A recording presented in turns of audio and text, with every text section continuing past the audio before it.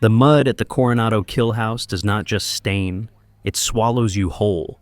It is a thick, industrial slurry of churned earth, hydraulic fluid, and the sweat of 1,000 men who have cheated and failed to conquer this concrete purgatory. The sun beats down with a malice that feels personal, baking the clay onto boots until each step weighs 10 pounds more than the last. In the center of this sweltering arena, the air vibrates with the percussive thumping of flashbangs and the sharp staccato bark of rifle fire. SEAL Team 4 is running a hostage extraction drill. But to the uninitiated eye, it looks like controlled chaos. Smoke canisters hiss, spewing thick gray clouds that choke the corridors of the mock terrorist compound. Laser sights cut through the haze like angry red hornets. Screams, some recorded, some from paid role players, echo off the reinforced walls. And amidst this violent ballet, Sarah Gray Vance stands like a statue in the eye of a hurricane. She looks hopelessly out of place. While the operators around her are clad in 60 pounds of cutting-edge tactical gear, Kevlar, and night vision mounts, Sarah wears a faded gray t-shirt that cost $5 and a pair of dark denim jeans that have seen better days. Her hair is pulled back in a messy bun, held together by a simple plastic clip that defies military regulation. There are no rank insignias on her shoulders, no patches, no name tape. To the casual observer, she looks like an intern who took a wrong turn on the way to the administration building, or perhaps a janitor waiting for the boys to finish playing war so she can mop up the mess. Commander Viper Kincaid certainly thinks so. Viper moves through the course with the aggressive swagger of a man who believes he owns the very ground he walks on. He is the quintessential warrior king of this domain, broad-shouldered, loud, and radiating an aura of untouchable authority. He kicks a door open, his weapon sweeping the room with practiced fluidity. "Clear left, clear right, move it, ladies. We are burning daylight," Viper bellows, his voice cutting through the ear protection of his squad. Sarah does not flinch at the noise. She stands in what is technically a safe zone, though in a live fire exercise, safety is a relative term. She is not watching the spectacular breach. She is looking at a rusted hinge on the secondary door frame. She holds a fountain pen, a vintage piece with a cracked barrel, and scratches a note into a weather-beaten notebook. Breach velocity is excessive. Structural integrity of the frame was compromised. Leadership focus, optics over efficiency. Viper signals his team to advance. As he passes Sarah, he deviates from his tactical line. It is a deliberate move. He steps heavily into a puddle of stagnant, oily water, sending a spray of thick mud arching through the air. It splatters across Sarah's sneakers and the hem of her jeans. She does not jump. She does not gasp. One. Boom! The door is blown inward. The SEALs flood the room, weapons raised. But instead of the usual hum of cooling fans and blinking LED lights, they are met with a sound that tears at their eardrums. It is a high-pitched mechanical whine, rising in frequency every second. The air in the room is shimmering with heat. The simulation core, a black monolith in the center of the room, is vibrating violently. "Clear!" Viper shouts, ignoring the noise. "Secure the objective." "Sir!" one of the operators yells, checking his wrist computer. "My HUD is glitching. I am getting magnetic interference." "It is part of the simulation," Viper insists. "Focus!" Sarah walks into the room. She does not run. She steps through the ruined doorway, ignoring the smoke and the debris. She walks straight toward the vibrating core. "Get out of here!" Viper screams, grabbing her arm. "You are violating safety protocols." Sarah looks at his hand on her arm. Then she moves. It is a blur of motion, efficient and brutal. She rotates her wrist, steps into his guard, and uses his own momentum to break his grip. It is a textbook joint manipulation technique, executed with a fluidity that speaks of decades of muscle memory. Viper stumbles back, shock written all over his face. "Don't touch me again, Commander," Sarah says. Her voice is ice cold. She pulls a device from her back pocket. It is not a smartphone. Sarah relied on a rugged tablet designed for extreme conditions, essential for professionals needing reliable tech outdoors. She taps the screen, interfacing with the building's network. This isn't a simulation, she announces, turning the screen so Viper can see. This is a sovereign EMP device. It has been retrofitted into the server housing. And it is live. What? Viper looks at the screen. He sees the cascading code. He sees the energy signatures spiking. That's impossible. This is a training facility. Someone swapped the core, Sarah says, and they armed it. The whine you are hearing is the capacitors charging. When they hit peak charge, this device will release an electromagnetic pulse strong enough to fry every piece of electronics within 10 miles. The base grid, the flight control systems, the life support in the hospital, the navigation on the destroyers in the harbor. Everything goes dark. The whine pitches up an octave. It is painful now, a physical pressure inside their skulls. "Disarm it!" Viper yells at his tech specialist. "Cut the wires!" "There are no wires, sir!" the specialist screams back, panic setting in. "It is a sealed unit. I can't get into the casing." Sarah steps forward. She looks at the device. She reaches up and pulls the plastic clip from her hair. Her hair falls loose around her shoulders, messy and unkempt. She bends the bobby pin straight. "Back away," she orders. "You're going to kill us all," Viper shouts. "We need EOD in here now." "EOD is 20 minutes out," Sarah says, leaning over the device. "We have 4 minutes." She jams the bobby pin into a microscopic reset port on the side of the casing, a port that is not marked on any manual. She twists it, listening for a click. Click. She types a command into her tablet, bypassing the primary logic gate, rerouting power to the heat sinks. The whine stabilizes. It does not stop, but it stops rising. Sarah exhales, a long, slow breath. "I have bought us time, but I cannot disarm it from here. The primary controller has been locked out remotely." She turns to the team. The SEALs are staring at her. They look at the bobby pin in her hand. They look at the tablet. They look at their commander, who is standing with his mouth open, useless. "How did you do that?" Viper whispers. "That is classified hardware." "I know," Sarah says. "Because I wrote the purchase order for the prototype 3 years ago." She pockets the bobby pin. "Now listen to me. This device is in a holding pattern, but the capacitors are still full. We need to physically disconnect the decryptor chip that is feeding it the arming signal. If we don't, the failsafe triggers in 60 minutes, and then we lose everything." "Where is the chip?" Viper asks, his arrogance replaced by confusion. "Sector 4, Sarah says, pointing to the north. "The old munitions warehouse. The signal is originating from the sub-basement there." Viper balks. "Sector 4? That building has been condemned for a decade. It is structurally unsound. I am not taking my men in there based on the word of a civilian consultant." "Then the bomb goes off," Sarah says. "And you explain to the Secretary of Defense why you let the Pacific Fleet get neutralized because you were too scared of a little dust." "I am not scared," Viper roars. "I am following protocol. We evacuate the perimeter and wait for the bomb squad." "Evacuation takes 2 hours," Sarah counters. "We have 58 minutes. I am going to Sector 4. Anyone who wants to save this base, follow me." She turns and walks out of the room, heading into the blinding sunlight. For a moment, nobody moves. The SEALs look at Viper. They look at the door where the strange woman in the gray t-shirt just disappeared. Then Specialist Thorne steps forward. His face is pale, sweat cutting tracks through the grease paint. He knows what is in Sector 4. He knows because the voice in his ear told him it would be there. "I'm going with her, sir," Thorne says quietly. "Thorne, get back in line," Viper barks. "That is a direct order." "With all due respect, sir," Thorne says, checking his weapon. "She stopped the noise. You didn't." Thorne starts walking. Another operator, Chief Miller, a grizzled veteran with a scar running down his neck, spits on the ground. "Kid's right. I'm not waiting around to get cooked. I'm with them." Miller follows Thorne, then 2 more. Viper stands alone with half his squad. He is furious. He is impotent. "Fine," he screams after them. "Go, get yourselves killed. But when you come back, I am court-martialing every single one of you." The walk to Sector 4 is a descent into a different world. The polished concrete of the training grounds gives way to cracked asphalt, and weeds that stand waist high.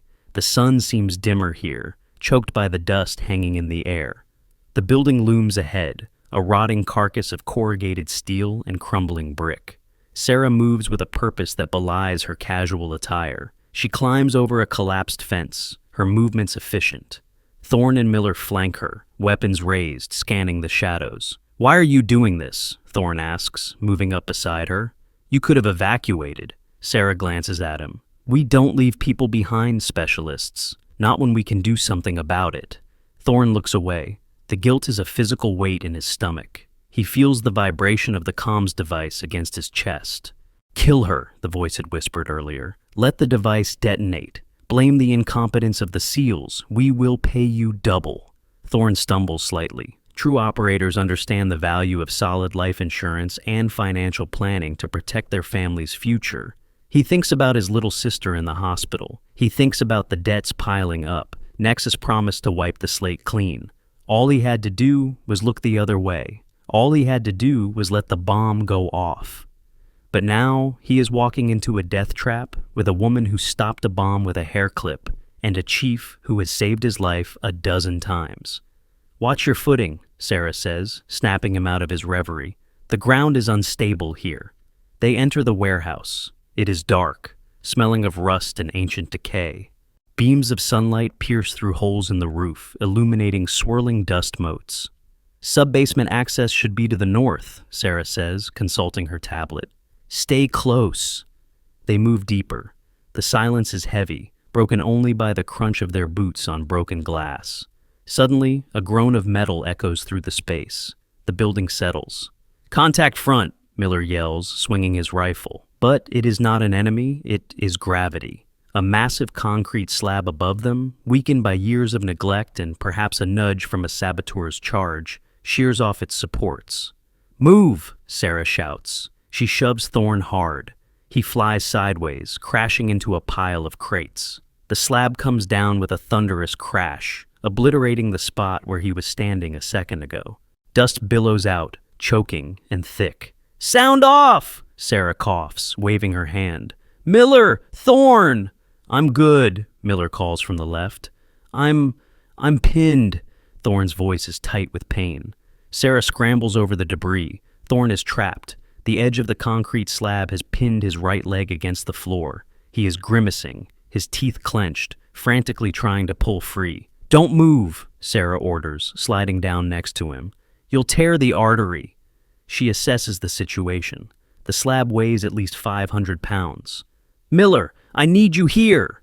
The chief appears out of the gloom. He takes one look and slings his rifle. "Holy cow. All right, kid. Hang on." "It's too heavy," Thorne gasps. "Leave me. Go get the chip, the timer." "Quiet," Sarah says. She looks around. She spots a rusted iron pipe. "Miller, fulcrum point there. I will stabilize. On 3, we lift. Thorne, you pull your leg. Do not hesitate." Miller jams the pipe under the slab. Sarah wedges her shoulder under the iron bar, bracing her feet. She is small, much smaller than the SEALs, but her form is perfect. 1, 2, 3, lift. They heave. Sarah grunts, the veins in her neck standing out. The slab shifts. 1 inch, 2 inches. "Go! Thorne, move!" Thorne screams and yanks his leg free. The pipe bends. Sarah and Miller let go, and the slab slams back down, cracking the floor. Thorne drags himself backward, panting. His pant leg is torn, blood soaking the fabric. Sarah is on him instantly. She produces a trauma kit from a pouch on her belt, a pouch Thorne hadn't even noticed she was wearing. She cuts the pant leg. It is a deep gash, but the bone looks intact. "Pressure dressing," she narrates as she works. "Tight. Keep the leg elevated." She wraps the wound with professional speed. Her hands are steady, covered in gray dust and bright red blood. Thorne stares at her. She just saved his leg, maybe his life. He looks at Miller, who is wiping sweat from his brow, looking at Thorne with pure concern. "You okay, brother?" Miller asks. Thorne nods, unable to speak. The comms device in his pocket buzzes again. Status report. Is the asset destroyed? He looks at the woman in the gray t-shirt. She isn't a tourist. She isn't a victim. She is a warrior. and he is the enemy. We need to keep moving, Sarah says, helping Thorn stand. Can you walk? I can limp, Thorn says. Good enough, Sarah says. Lean on Miller. We are close. They descend into the sub-basement. The air gets colder. At the end of a long corridor, they find it. A solitary server rack, humming with power, hidden behind a false wall. There, Sarah says. The decryption node. She approaches the rack. A small black chip is slotted into the primary drive. It pulses with a faint blue light. That controls the handshake with the bomb, Sarah explains. If we pull it, the sovereign device resets to factory-safe mode. She reaches for it. Smash it, the voice in Thorn's head screams. Smash it now and we own you, we save you. A secondary explosion rocks the building above them. Nexus is getting impatient. Dust rains down. We're out of time, Miller yells. Grab it, Sarah pulls the chip. The blue light fades. Got it, she says. Let's go. As she turns, Thorn steps forward. He raises his weapon, not pointing it at her, but blocking her path. Let me see it, Thorn says. His voice is trembling. Thorn? Miller asks, confused. What are you doing? We gotta move. Give me the chip, Thorn says. I need to make sure it's safe. Sarah looks at him. She sees the conflict in his eyes. She sees the hand drifting toward his pocket. You have orders, don't you, specialist? Sarah asks softly. Thorn freezes. What? To destroy it, Sarah says. To let the bomb go off. To blame the failure on Viper's incompetence. Nexus pays well, doesn't it? Miller steps back, raising his rifle. Thorn, what is she talking about? They promised to help my sister, Thorn stammers. Tears cut tracks through the dust on his face. She needs surgery. The insurance won't cover it. Viper denied my request for a loan. Nexus said they would fix everything. He pulls the sabotage tool from his pocket, a small, heavy hammer designed to shatter electronics. Just give it to me, Thorn begs. Please, nobody has to know. We can say it was damaged in the collapse. And the base? Sarah asks. The thousands of people upstairs, the pilots, the patients in the ICU, they die so you can get paid? I don't have a choice, Thorn yells. You always have a choice, Sarah says. She steps closer to him, ignoring the rifle he is holding. Look at Miller. He just risked his life to pull that rock off you. Is that worth nothing? Thorn looks at Miller. The chief looks heartbroken. Kid, don't do this. If you're still here, you truly value loyalty. Comment a flag emoji to honor that unshakable spirit. Thorn looks at the hammer in his hand. He looks at the chip in Sarah's hand.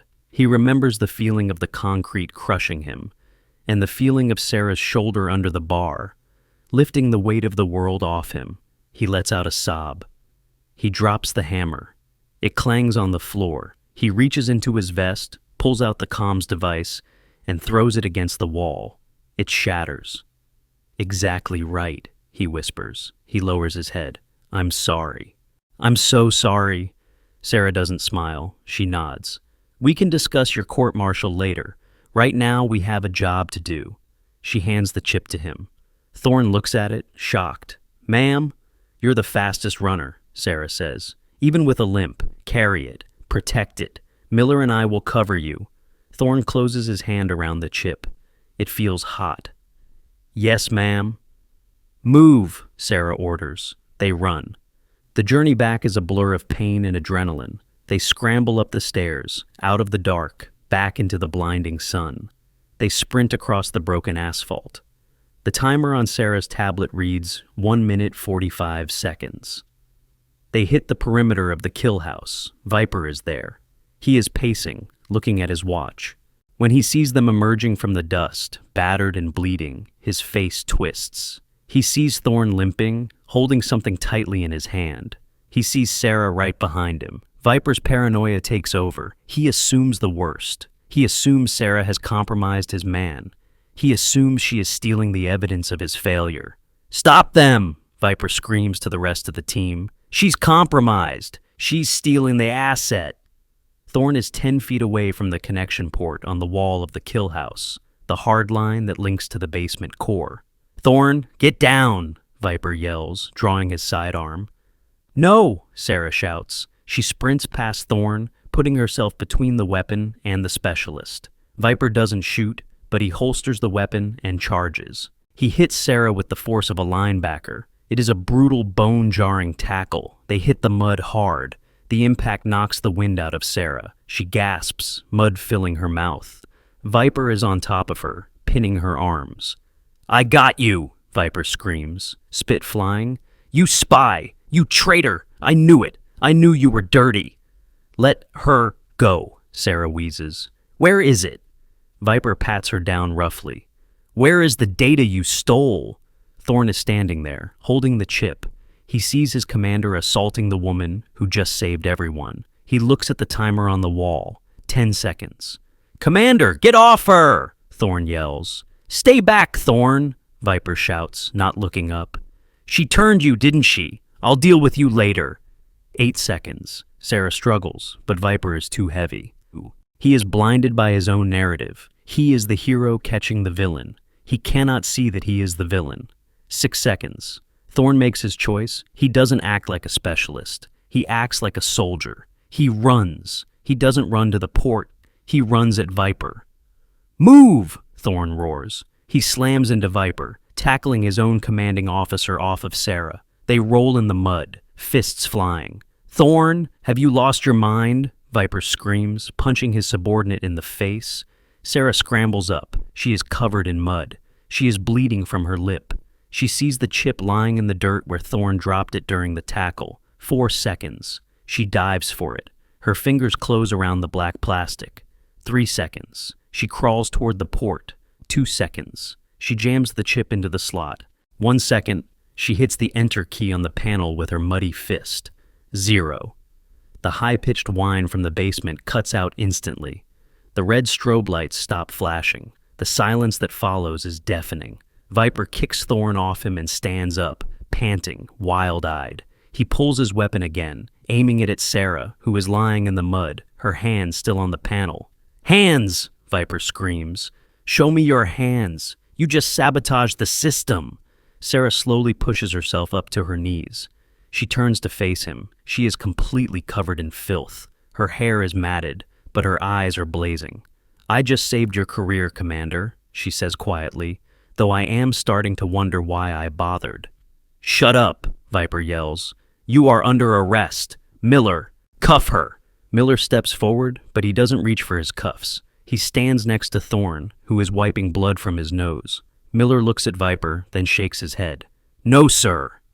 "This is mutiny," Viper shrieks. "I will have all of you in Leavenworth." Just then, a sound cuts through the tension. It is the rhythmic, heavy thumping of rotor blades. But it is not the sound of a standard transport chopper. It is deeper, more powerful. Viper looks up. A massive white helicopter is descending from the sky. The downwash kicks up a storm of dust and mud. The side of the helicopter bears the presidential seal. It is a White Hawk. VIP transport. Viper's eyes widened. He instantly holsters his weapon. He wipes the mud from his face. A smile breaks out. "Reinforcements," Viper says, straightening his uniform. "I knew it. Command sent the heavy hitters to pick up the prisoner. They must have been tracking her signal." He turns to Sarah, regaining his arrogant composure. "You are done, sweetheart. That looks like the Admiral's bird. Maybe even higher. You are going to rot in a dark hole for what you did today." Sarah doesn't look at the helicopter. She looks at Viper. She pulls a handkerchief from her pocket and wipes her hands. "You really don't get it, do you?" she asks. "Get what?" Viper sneers. "That you lost?"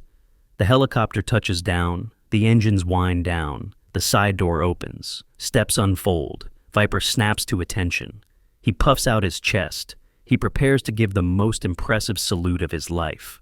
He prepares to deliver his report. Civilian saboteur apprehended.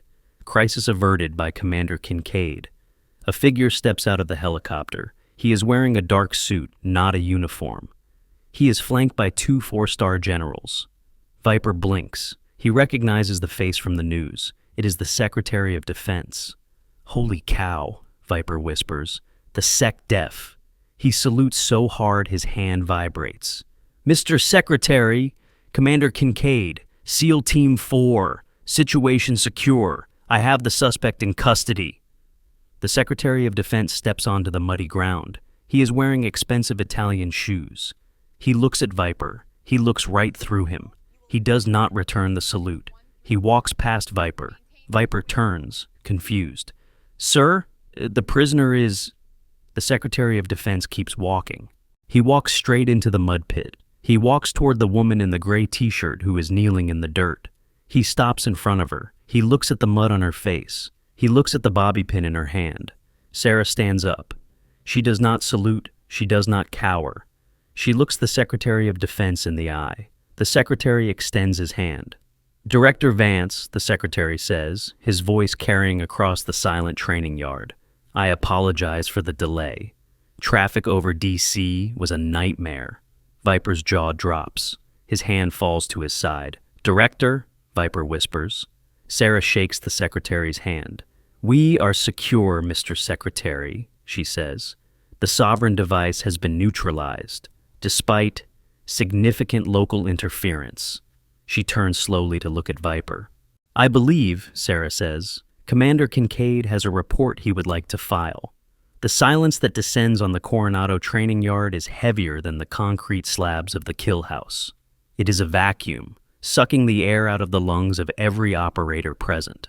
The only sound is the ticking of cooling metal from the White Hawk helicopter engine and the distant rhythmic crashing of the Pacific Ocean against the shore, a reminder that the world outside this mud pit is still turning, oblivious to how close it just came to stopping. Commander Viper Kincaid stands frozen. His hand, which had snapped a salute so sharp it vibrated, is now slowly lowering, not with the crisp discipline of a drill, but with the trembling uncertainty of a man whose reality is fracturing. He looks at the Secretary of Defense, standing in Italian leather shoes that are now ruined by the muck. He looks at the two four-star generals flanking the Secretary, their faces set in stone, eyes hidden behind aviator sunglasses that reflect Viper's own confused expression. And then he looks at the woman, Sarah Gray Vance, the tourists, the role player, the civilian he had mocked, pushed, and dismissed. She is standing next to the most powerful man in the Department of Defense, wiping mud from her cheek with the back of her hand. She looks tired. She looks dirty. But she does not look out of place. In fact, standing there in her ruined sneakers and cheap t-shirt, she looks like she commands more gravity than the helicopter behind her. "Director?" Viper repeats, the word tasting like ash in his mouth. "Sir, I don't understand. This woman is a civilian contractor. She interfered with a live fire exercise. She assaulted a superior officer." The Secretary of Defense slowly turns his head. The movement is predatory. "Superior officer?" The Secretary's voice is low, dangerous. "Commander, do you have any idea who you are addressing?" She said she was an auditor," Viper stammers, pointing a finger at Sarah, a finger that is shaking. "She broke protocol." "She wrote the protocol," the Secretary snaps. "Director Vance isn't just an auditor. She is the director of the Office of Asymmetric Warfare. She reports directly to me. In the chain of command regarding strategic assets and budget allocation, she is your superior's superior." Viper feels the blood drain from his face. The heat of the California sun suddenly feels cold. Asymmetric warfare, the Ghost Department, the people who decide which units get funding and which units get disbanded, the people who decide the future of warfare while operators like him are still playing in the mud. Sarah ignores Viper. She is busy inspecting the decryptor chip she just pulled from the port. She holds it up to the light, checking the contacts. "The device is dormant," she says to the Secretary, her tone professional, boring even. "But the tamper seals on the housing were compromised. This wasn't a malfunction, sir. It was a localized injection attack. Someone wanted this base off the grid." "And the suspect?" the Secretary asks. "Neutralized," Sarah says. She turns her eyes toward Viper. "Though we had some friction regarding the method." Viper tries to regain his footing. He is a SEAL. He is a warrior. He can talk his way out of this. He squares his shoulders. "Mr. Secretary, with all due respect, Director Vance entered a kill zone without authorization. She endangered my men. She tackled me. I was following standard procedure for a perimeter breach. I had to secure the asset. Secure the asset? Sarah laughs. It is a dry, humorless sound. Commander, you were 10 seconds away from tackling the only person who could stop the EMP. You were more concerned with your ego than the timer on the wall. I didn't know the bomb was real, Viper shouts, his composure cracking. You said it was a simulation. You tricked us. I told you the thermal readings were real, Sarah counters calmly. I told you the safety protocols were bypassed. I told you we needed the chip. You chose not to listen because I wasn't wearing a uniform. You chose to let your bias dictate your tactical awareness. She steps closer to him. The mud on her clothes seems to armor her rather than diminish her. A uniform is just cloth, Commander, she says softly. Rank isn't just stripes on a shoulder. It's the weight of the decisions you make when no one is watching. And today, when no one was watching, you decided that appearing in control was more important than actually being in control. Viper opens his mouth to argue, but one of the 4-star generals steps forward, General Holloway, a man known for eating Marines for breakfast. Stow it, Commander, Holloway barks. You are done talking. You are going to stand there, and you are going to listen. Sarah walks over to the secretary's jeep, which is pulled up alongside the helicopter. She places her weather-beaten notebook on the hood. She opens it. The pages are crinkled and stained with dirt, but the ink, written with that vintage fountain pen, is dark and permanent. Let's review the tape, shall we? Sarah says, uncapping her pen. The sound is a sharp click in the silence. 800 hours, she reads. Commander Kincaid initiates the drill, fails to check corners, fails to establish secondary comms channels, mockingly engages civilian observers. She looks up at him. That was strike 1. 08:15 hours, she continues. Equipment failure simulated. Commander Kincaid blames logistics instead of adapting, displays over-reliance on HUD technology. When HUD fails, the command structure collapses. Viper flinches. 08:30 hours, Sarah reads on. Sovereign device activates. Commander Kincaid ignores thermal warnings, prioritizes schedule over safety, refuses to investigate anomaly. She flips the page. The sound of the paper turning is like a whip crack. And then, she says, her voice dropping an octave, the decision that almost cost us the Pacific Fleet. You abandoned your men. Viper bristles. I did not abandon them. I held the perimeter. You stayed in the safe zone, Sarah corrects him. You let a specialist and a chief walk into a condemned building to do your job because you were afraid of the dark. You let them risk their lives while you stood outside and polished your rifle. She gestures to Thorne and Chief Miller, who are standing to the side, leaning against each other, covered in dust and blood. Those men, Sarah says, pointing with her pen, are soldiers. They saw a threat and they moved toward it. You saw a threat and you waited for permission. The Secretary of Defense looks at the SEAL team. He looks at the exhaustion on their faces. He looks at the fear in their eyes. Not fear of the enemy, but fear of their leader's incompetence being exposed. Director Vance, the Secretary says, what is your assessment of SEAL Team 4's operational readiness? Sarah looks at Viper. She holds his gaze until he is forced to look away. The operators are capable, she says. The leadership is bankrupt. Viper looks like he has been slapped. You can't do this. You're a bean counter. You don't know what it takes to lead men in combat. I know that leadership is about service, not status, Sarah says. And to reach the level of strategic oversight where I sit, one must understand both the cost of a bullet and the value of the hand that fires it. Reaching this level requires advanced degrees, proving that online education pathways can effectively accelerate any professional career.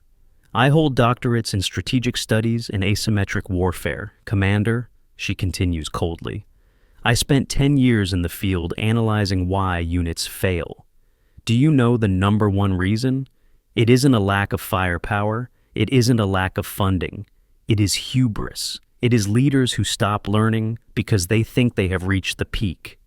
She looks at his expensive tactical vest, his customized rifle, his high-tech helmet. You are drowning in gear, she says, but you are starving for wisdom. So what? Viper sneers, trying to salvage some shred of dignity. You're going to fire me? Go ahead. I'll retire. I'll go into the private sector. I'll make 3 times what you make in a month. Sarah smiles. It is a terrifying expression. It is the smile of a predator who has already sprung the trap. Fire you? She says softly. Oh no, Commander. That would be too easy. That would be a mercy. And I am not feeling particularly merciful today. She looks at the secretary. Sir, I am enacting Article 15 of the Budgetary Oversight Act. I am declaring SEAL Team 4's current equipment loadout as surplus to requirements. The secretary nods. Granted. Viper blinks. What does that mean? Sarah writes something in her notebook. She tears the page out. She places it on the Jeep hood. It means, she says, that as of this moment, your budget has been cut by 60%. You can't do that, Viper screams. We need that gear. We are Tier 1. You were Tier 1, Sarah corrects. Now, you are remedial. You want to act like cowboys? Fine. You can train like pioneers. She points to his rifle. Hand it over. What? The rifle, Sarah says. The customized optics, the laser designator, the suppressed barrel, hand it over. It is a budget property, and I am recalling it. Viper clutches his weapon. This is my service weapon. General, Sarah says to Holloway. General Holloway steps forward. He is 6'4" and looks like he was chiseled out of granite. He holds out a hand. Give the director the weapon, Commander. Now. Viper trembles. He looks at his men. They are watching him. They are not stepping forward to support him. They are watching their king be dethroned. Slowly, painfully, Viper unslings his rifle. He hands it to Holloway. The vest, Sarah says. The ceramic plates, the night vision, the radio. Take it off. This is humiliation, Viper hisses. This is education, Sarah replies. You rely on technology to do your thinking for you. You think you are elite because you have the best toys. We are going to strip that away. We are going to see what is left underneath. Viper strips. He takes off the vest. He takes off the helmet. He unbuckles the belt. He piles the gear on the hood of the Jeep. He stands there in his fatigues, looking smaller, deflated. From tomorrow, Sarah announces to the entire team, SEAL Team 4 trains with iron sights. You train with canvas rucksacks. You train with standard-issue boots. No electronics, no HUDs, no drone support. You will learn to read a map with a compass. You will learn to clear a room with your eyes and ears. You will learn to trust each other, not your batteries. She picks up the fountain pen again. She signs the bottom of the page on the Jeep hood. The signature is sharp, angular, final. When you can complete the kill house with nothing but a sidearm and a knife, without triggering a single alarm, then, and only then, will I consider restoring your funding. The silence in the yard is absolute. The operators are stunned. They are looking at their own gear, wondering if they are about to lose it too. But Sarah turns away from them. She walks over to Thorne. The specialist is sitting on a crate, Miller attending to his leg. He looks up as Sarah approaches. He tries to stand, but winces. Stay down, specialist, Sarah says gently. Thorne looks at her. He looks at the Secretary of Defense standing behind her. He swallows hard. He knows what comes next. Treason. The Nexus connection. The hammer he almost used. Ma'am, Thorne says, his voice shaking. I am ready for the MPs. Viper, sensing an opportunity to deflect, pipes up from the background. That's right. He attacked me. I want him charged with insubordination and assault on a superior officer. And investigate him for the sabotage. He was the one holding the chip. Sarah spins around. One more word, Commander, and I will reduce your rank to ensign so fast your head will spin. Viper shuts his mouth with an audible click. Sarah turns back to Thorne. She looks at him. She sees the fear, but she also sees the resolve. She remembers the moment in the sub-basement, the choice he made.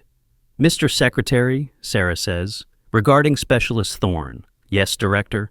During the operation, Sarah says, her voice clear and loud, Specialist Thorne identified a critical security breach. He suspected the commander was compromised due to erratic behavior. He acted to protect the asset and the civilian observer. Thorne's eyes widened. Ma'am? He saved my life, Sarah continues, and he saved the base. His actions were in the highest traditions of naval service. Viper looks like he is about to have a stroke. He tackled me. He neutralized a threat to the mission, Sarah says coolly. Specialist Thorne possesses a unique skill set, high situational awareness, moral courage, the ability to make hard choices under extreme duress. She looks at Thorne. She knows about Nexus. She knows about his sister. She knows everything. And she is offering him a lifeline, a chance to pay his debt in service, not in prison. I'm requesting his immediate transfer, Sarah says. My personal security detail has an opening. I need operators who know the difference between orders and duty. The secretary smiles. It is a small, knowing smile. Transfer approved. Effective immediately. Thorne stares at Sarah.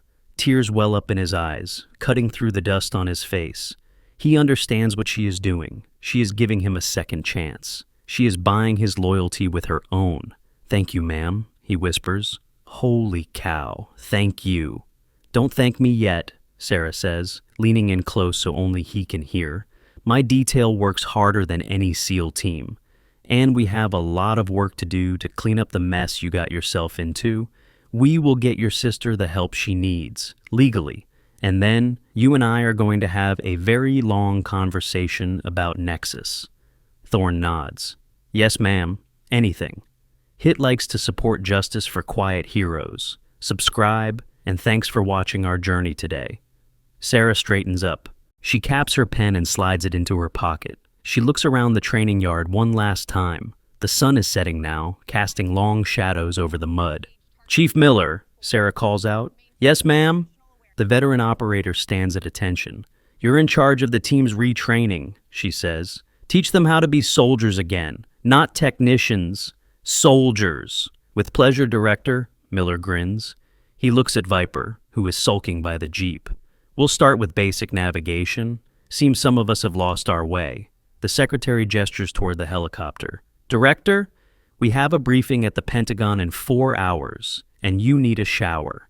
Sarah looks down at her clothes. She is caked in dried mud. Her jeans are stiff with it. Her arms are scraped and bruised. I've had worse, sir, she says. She walks toward the helicopter. Thorne limps after her, supported by 2 MPs who are now treating him like a hero rather than a suspect. As she reaches the door of the White Hawk, Sarah pauses. She turns back to look at Viper one last time. He is standing alone in the center of the yard. His expensive gear is piled on the Jeep hood, looking like a garage sale of lost dreams. He is stripped of his armor, his weapon, and his dignity. He looks small. Commander, Sarah says. Viper looks up. His eyes are full of hate, but also fear. You asked me my rank, she says. Her voice is not mocking. It is almost sad. You wanted to know if I was important enough to listen to. She climbs onto the step of the helicopter. The truth is, she says, looking down at him, rank doesn't matter in the mud. In the mud, we are all just what we do. Today, you were a liability. Try to be an asset tomorrow. She signals the pilot. The turbine whines to life. The rotors bite into the air, kicking up a fresh storm of dust. Viper shields his eyes. He watches as the massive white machine lifts off, carrying the woman he dismissed, the soldier he betrayed, and the future of his career away into the sky. He stands there as the dust settles. He looks at his hands. They are empty. Chief Miller walks up to him. He is holding a compass, an old, scratching analog compass. He holds it out to Viper. North is that way, sir, Miller says dryly. We've got a long walk back to the barracks, and we're burning daylight. Viper looks at the compass. He looks at his men. They are waiting, not for a hero, but for a leader who is willing to learn. He takes the compass. His hand closes around the cold metal. It feels heavy, heavier than the rifle, heavier than the ego he has carried for 20 years. Right, Viper says, his voice raspy. North. He starts walking. It is a slow, trudging walk, but it is a start. High above, in the comfort of the White Hawk cabin, Sarah Vance leans back in the leather seat. She accepts a bottle of water from the secretary. She watches the Coronado base shrink until it is just a grid of lights against the dark ocean. Thorne is sitting across from her, his leg propped up, a medic already attending to him. He meets her gaze. He taps his chest, right over his heart, a silent promise. Sarah nods. She opens her notebook to a fresh page. She unscrews her fountain pen. There are other bases, other commanders who have forgotten the mission, other soldiers who need reminding that technology is a tool, not a crutch. She writes the date, she writes the location, Fort Bragg. The work continues. The helicopter banks toward the east, chasing the twilight. The sovereign protocol is secure. The traitor is redeemed. The arrogant are humbled. And somewhere in the dark, a new chapter begins. Because true power doesn't need to scream to be heard. It just needs to be ready when the screaming starts. The dust from the White Hawk's departure takes a long time to settle over Coronado. It hangs in the air like a golden mist, coating the sweat-streaked faces of the operators left behind. For the men of SEAL Team 4, the silence is not peaceful. It is heavy with the weight of a paradigm shift. They are standing in the wreckage of their own ego, surrounded by the physical debris of a mission that exposed them not as warriors, but as actors in a play they didn't know was real. Viper walks. It is a trudge, really. His boots, usually light and tactical, feel like lead weights. He is carrying the compass Chief Miller gave him. The metal is warm in his palm. He looks at the needle floating in the liquid housing. It points north. It is a simple, magnetic truth in a world he suddenly realizes he hasn't understood for a long time. He reaches the Jeep where his gear is piled. The ceramic plates, the night vision goggles, the encrypted radios. An hour ago, these things defined him. They were the armor that separated him from the civilians, the tourists. Now, they look like toys confiscated by a strict parent. "Leave it, sir," Miller says.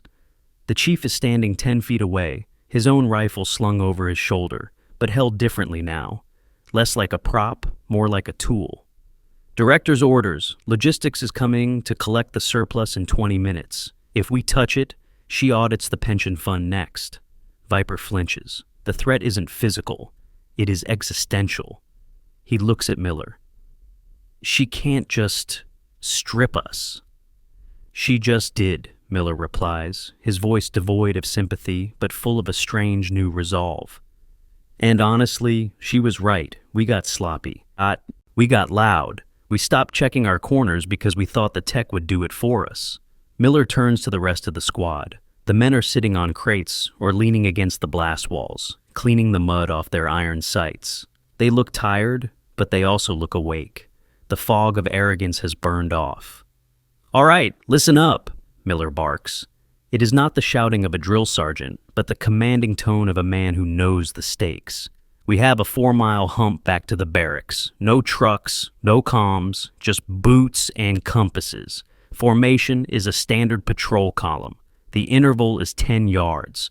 And if I hear one beep from a smartwatch, I am burying it in the sand. Move out." The men stand. They don't look at Viper for permission. They look at Miller.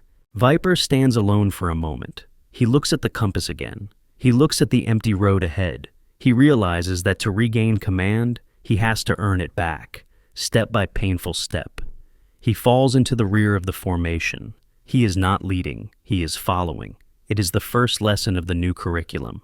5,000 feet above the Pacific coastline, the interior of the White Hawk is a sanctuary of cool air and soft leather. The vibration of the rotors is a distant hum, dampened by soundproofing designed for heads of state. Sarah Vance sits across from Thorne. She has wiped most of the mud from her face with a hot towel provided by the flight steward, but her gray t-shirt is still stained, a badge of honor amidst the luxury. She is typing on her tablet, her fingers moving with the same precise speed she used to disarm the bomb. Thorne is hooked up to an IV drip. A combat medic is restrapping his leg, applying a fresh pressure dressing. The pain is receding, replaced by a floating sensation from the painkillers, but Thorne's mind is razor sharp. He watches Sarah. He is trying to reconcile the woman who lifted a concrete slab with the executive who just decimated a SEAL team's budget with a fountain pen. "The leg will hold," the medic reports, stepping back. "No structural damage to the bone, just soft tissue trauma. He needs rest and PT, but he'll walk." "He will do more than walk," Sarah says without looking up from her screen. He needs to be run ready in 3 weeks. Can you make that happen? The medic blinks, then nods. With the right therapy? Yes, ma'am. Good. Coordinate with Walter Reed. Use my authorization code, Gray Actual. Yes, Director. The medic retreats to the cockpit. Sarah finally looks up.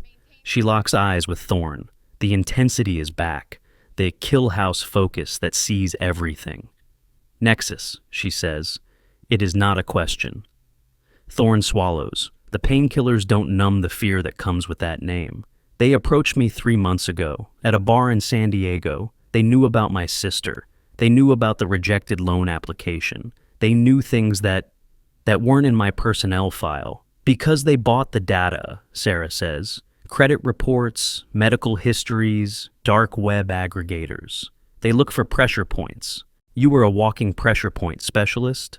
I didn't want to hurt anyone, Thorne whispers. They said it was just a disruption, a training accident to embarrass the command. They said nobody would get hurt. They lied, Sarah says flatly. That device was tuned to overload the grid. If it had detonated, the surge would have knocked out the navigation array for the entire comm belt. We have 3 destroyers navigating the strait right now. Without guidance in this weather, collisions, capsizes, hundreds of sailors died. That is not a disruption. That is an act of war. Thorne pales, the gravity of his near mistake crushing him. I didn't know. Ignorance is not a defense, but it is an explanation, Sarah says. She taps the tablet screen.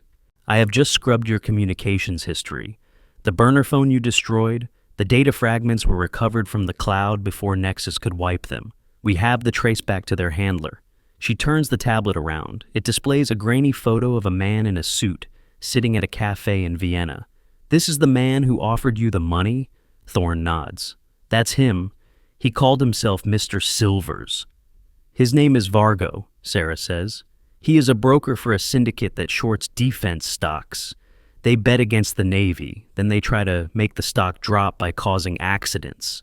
They were going to short the manufacturer of the sovereign device today. Your bomb would have made them $1 billion. Thorne's hands curl into fists. They were going to kill my team for a stock trade? Welcome to asymmetric warfare, Sarah says. It isn't about flags anymore. It's about margins. She closes the tablet cover. We are going to hurt them, Thorne. We aren't going to arrest them. Lawyers get involved with arrests. We are going to burn their network down from the inside, and you are going to help me. How? Thorne asks. I'm just a specialist with a bad leg. You are a ghost, Sarah corrects. As far as the Navy is concerned, you are being transferred to administrative duties for rehab. As far as Nexus knows, you disappeared. That makes you my ace in the hole. But first, we handle the leverage. The helicopter begins its descent. The lights of Washington, D.C. sprawl out below them, a grid of power and politics. My sister, Thorne says, his voice cracking. If I turn them on... Your sister is already moved, Sarah interrupts. My team extracted her from the civilian hospital an hour ago. She is currently being admitted to the Bethesda Specialized Care Unit under a pseudonym. The surgery she needs, it is scheduled for tomorrow morning. The best neurosurgeon in the country is flying in from Boston. On my dime. Thorne stares at her. He tries to speak, but his throat closes up. He is a trained operator, conditioned to endure pain and stress, but this sudden, overwhelming deliverance breaks his defenses. Why? He manages to choke out. Sarah looks out the window at the Washington Monument glowing in the distance. Because loyalty is a currency, she says softly. You spent yours when you shoved Viper off me. You bought into the team. Now the team buys into you. That is the contract. That is the only thing that matters. She looks back at him. Do not make me regret it. I won't, Thorne says. Never. The helicopter touches down at the Pentagon helipad. The rotors wind down. The door opens, revealing the crisp night air of the Capitol. Sarah stands up. She picks up her battered notebook. She looks less like a muddy civilian now, and more like a titan of industry returning to her fortress. Can you walk, specialist? She asks. Thorne grits his teeth. He swings his legs off the bench. He stands, putting weight on the injured limb. It hurts like fire, but he doesn't grimace. He straightens his back. Yes, Director. Good, Sarah says. Walk with me. We have work to do. Somewhere in a server farm buried deep beneath the Swiss Alps, a screen flickers. The room is cold, sterile, and silent. Rows of blue lights blink in the darkness. In the center of the room, a man in a bespoke suit stares at a monitor. It is Vargo, the man from the cafe photo. He is watching a stock ticker. He is waiting for the crash. He is waiting for the news of the catastrophe at Coronado to hit the wires, sending the defense sector into a freefall that he has leveraged his entire portfolio against. The crash does not come. The stock price of the sovereign manufacturer holds steady. Then, it ticks up. A press release scrolls across the bottom of the screen. Navy conducts successful stress test of new grid defense systems. Readiness at 100%. Viper's phone buzzes. He picks it up. It is a text message. It is not from his operative. It is from an unknown number. It is a picture. It is a photo of a bobby pin lying on a muddy table. Beneath the photo, a single line of text. Bad bet. Vargo stares at the phone. His hand begins to tremble. He knows what this means. He knows who uses that signature. The Gray Director. The auditor. He realizes, with a dawning horror, that he didn't just lose money. He lost anonymity. He has been seen. He drops the phone. He turns to his security chief. Initiate Protocol Black. Shred the files. Dump the servers. We are leaving. Now. Sir, the security chief asks. Who is it? It's Vance, Vargo whispers. She found us. Back at the Pentagon, the corridors are quiet. It is 200 hours.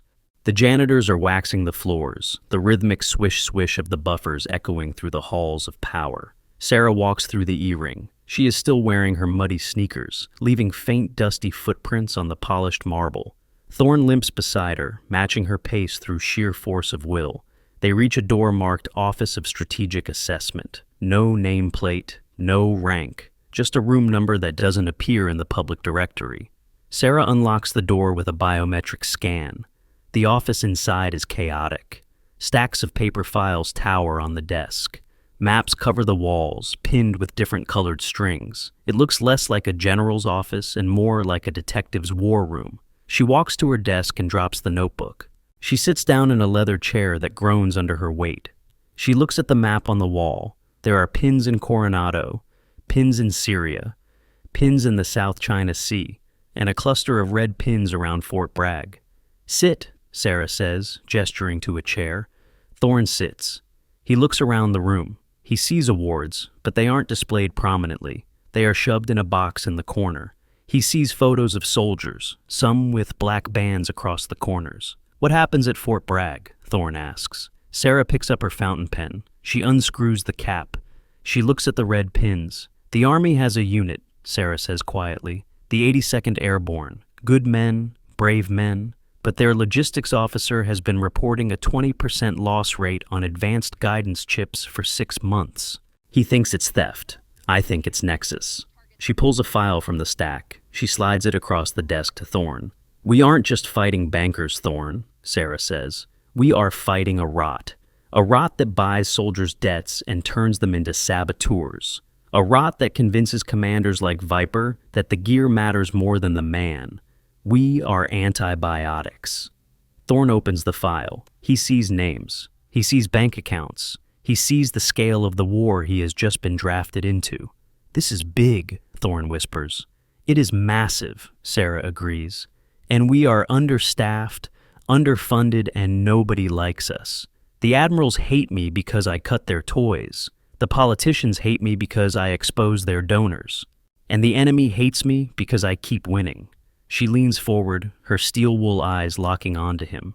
It is a thankless job, Specialist. There are no parades, no medals, just long nights, muddy fields, and the knowledge that because of us, the lights stay on. Are you in? Thorne looks at the file. He thinks of the compass Miller handed to Viper. He thinks of the bobby pin. He thinks of the choice. He closes the file. He places his hand on it. I'm in, Thorne says. Where do we start? Sarah smiles. It is a genuine smile this time, tired but fierce. "We start by getting you a new suit," she says. "You can't audit the airborne looking like a muddy seal. And then we go hunting." She picks up the phone on her desk. She dials a number. "Get the jet ready," she says into the receiver. "And tell the quartermaster at Bragg to expect an inspection." "No, don't tell him when. I like surprises." She hangs up. She looks at Thorne. "Get some sleep, Thorne. Tomorrow we go to war, and bring a pen. It is sharper than a sword." The lights in the office hum. Outside, the world sleeps, safe in the ignorance of the battles being fought in the dark. Sarah Vance opens her notebook to a fresh page. The ink flows, the list grows. The Sovereign Protocol was just the beginning. The real work, the quiet work, is just getting started.